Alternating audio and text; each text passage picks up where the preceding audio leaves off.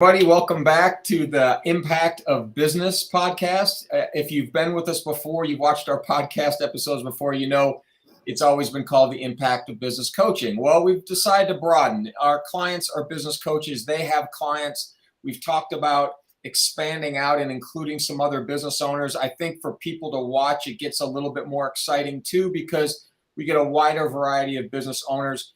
But business coaches happen to be such a unique guest for us because not only are they a business owner themselves, they actually coach business owners and they get behind the scenes and see all the fun, the dirt, everything that goes along with being a business owner.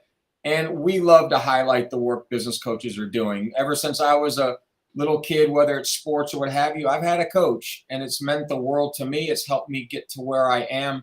And we are really, really a firm believer that everybody should have a coach in one way, shape, or form. And so we tend to interview the traditional business coach, the five-pillar business coach. But our guest today is Betty Monroe. We are thrilled to have her. She is a business coach in the Atlanta area. But instead of us going on about Betty and giving her the credentials, we'd like to hear it from her. So Betty, welcome to the podcast. Thank you for having me, Scott. I appreciate it very much. You are welcome. So if you wouldn't mind, give us a little background about you.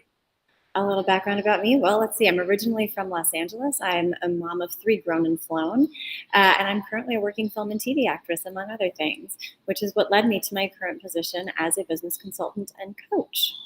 I work with those using a virtual and hybrid meeting space, not only to produce a more professional aesthetic, but also in regaining the soft skills and interpersonal skills that have been lost or muted, not just due to the pandemic, but to too much this, right? Mm. So I kind of coach people in relationships, but in a different way. Oh, that's pretty cool. So why do you love it so much? Why do you love business coaching and working with clients? Well, I love people. I mean, I've always been more on the nurturing side. I'm a mom of multiple kids. I was a former early childhood educator for more than 23 years. And in working in various classrooms, both artistic and academic, for so many years, it was a really fertile ground for me to learn the way that people communicate and connect. And given the new shift in business due to the pandemic and the insurgence of virtual meetings and hybrid meeting spaces, I was working at the time with a sales-based podcast. And I noticed a lot of my sales professionals were really struggling in this environment. As an actress, I thought, wow, I can really help them, not just with the virtual aesthetics, because how many of us have been on Zoom meetings where people look like this, right? which does not tend to work the best, right? Or we've got these crazy backgrounds and they forget they're there and that they're virtual and they lean back and half their body disappears. So right. The aesthetics were a given, right? And how to light yourself so you look professional, and please don't show up wearing your SpongeBob pajamas, haha funny, right? Which we've all seen. Right. But then it kind of started, as the new climate evolved and changed, so did everybody's needs. And while this isn't a new way to conduct business, it's certainly come to the forefront and become kind of an explosion, right? Yeah. Even though we are going back into an in-person and face-to-face environment, thank goodness, which is a gift and a blessing, right? We still do need to use this. And we found that the pros far outweigh the cons, and companies are saving millions of dollars in former travel expenses, et cetera. So this isn't really going anywhere. And we kind of need to figure out a way, well, how do we build a genuine relationship with someone in a box next to me on a screen as opposed to being in front of me? That's cool. So you did mention it a little bit, but tell us how you approach business coaching. I know that it's just a lot of business coaches out there. They all have their own little sort of niche of the way they work. Tell us how you work. I mean, one of the biggest things that is important to me is genuity, and the fact that we are all human beings being human, right? And so for me, I'm not going to come at you with a workbook or a big, thick thing of paperwork that you need to complete. It's about communicating and having a conversation and actually building a relationship with you as my client as well. For example, if I do a webinar for a company, you're gonna get me and we're gonna have a conversation, and I'm going to encourage everyone to have their camera turned on and be a part.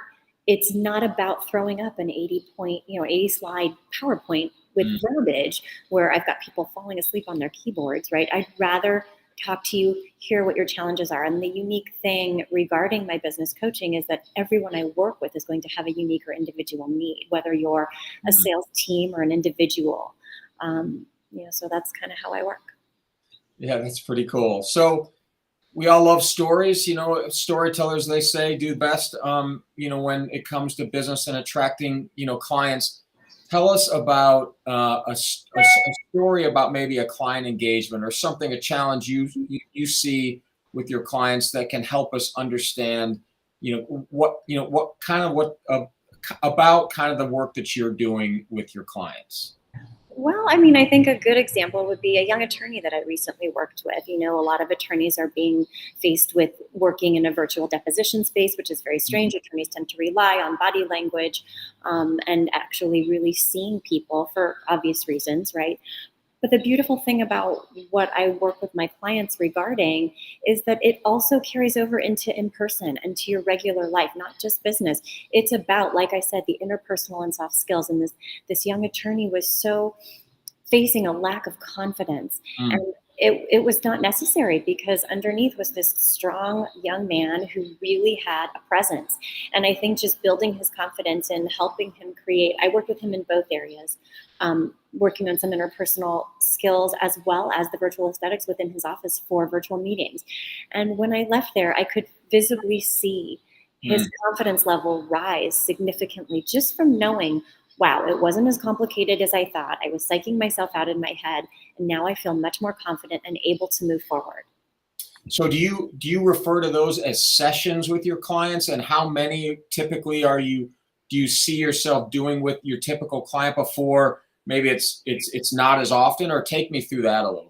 Again, that's going to be a unique need to each individual. Some Mm. people might just want 3 or 4 sessions for a confidence boost. Some people might need help in a couple of different areas. Some people might need a coaching session for the whole virtual aesthetic aspect, as well as a few more sessions following up for an hour each with, confidence building, ability to build genuine relationships through a screen. How can perhaps if I'm an organization leader and somebody wants assistance with building morale within the office space, and how can I be a leader, not a boss?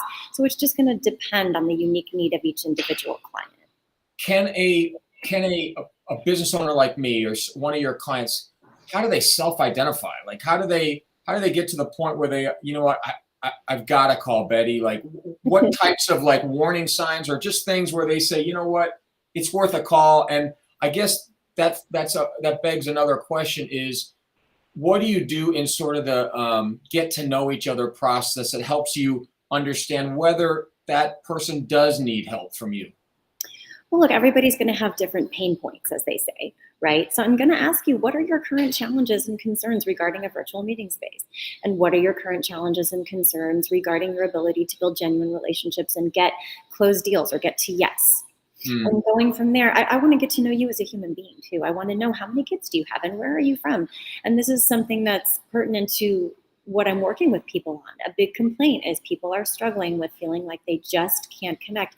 They're missing that they're mourning actually the loss of the regular face-to-face interaction, and learning, okay, now that I have the opportunity to perhaps have a remote talent for my company that's in Canada because they were a much better fit, and we can make this work due to the virtual and hybrid environment, but I don't get to see that person and physically understand who they are. How can I make this work? So it's about teaching people the skills needed. How do I read body language in a more nuanced manner? Because I'm seeing this much of a person, and yes, you can do it. Wow. How can I build trust in a different way? For example, if you're a seller and you are struggling with meeting a potential new prospect for the first time, and you want to impress the importance of making sure that they have their camera on when you do meet for that video call, in the email that you send prior to that or setting that meeting up, share a unique fun fact about yourself.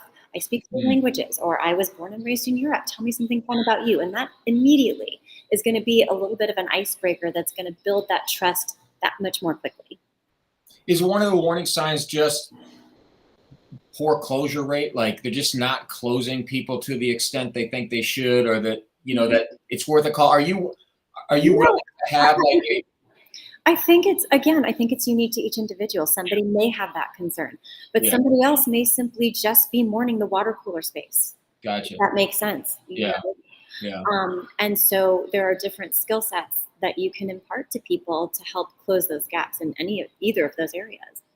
Well, like always, we can barely touch the surface in a short interview like this. So, really, the best question for me right now is I got to think people watching this can resonate with what you're saying. Where can they learn more about you?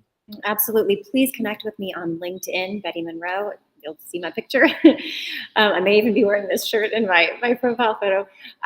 LinkedIn, I have an Instagram for connective engagement, or connectiveengagement.com, but LinkedIn tends to be my best means of communication. And please feel free to reach out. Well, that's great, Betty. I appreciate you sharing some insights with us. It's just awesome to talk to you. We'll have you on again. And thank you very much. For all of you watching, the best way to support Betty, honestly, is just to share the replay of this episode. Once it goes from live to recorded, we post it on our feed at William and Hill, both for YouTube, LinkedIn, and Facebook. You can grab this. Betty's likely going to share it on her profile. So when she does, share it with people so they can get the benefit of Betty and the work that she does with business owners to make them better, make the world a better place through the help of business coaching. So Betty, great to have you again. Thank you very much. And we will certainly talk soon. Thanks for having me.